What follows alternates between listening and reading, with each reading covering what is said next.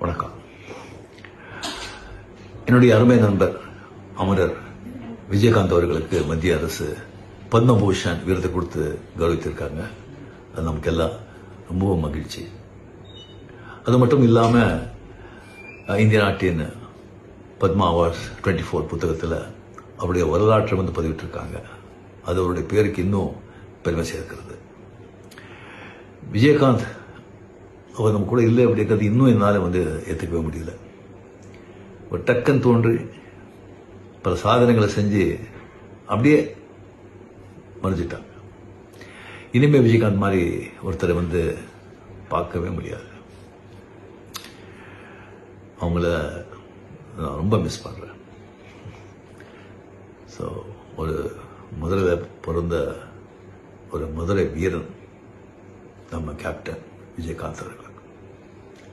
அவர் நாமும் வாழ்க. நன்றி.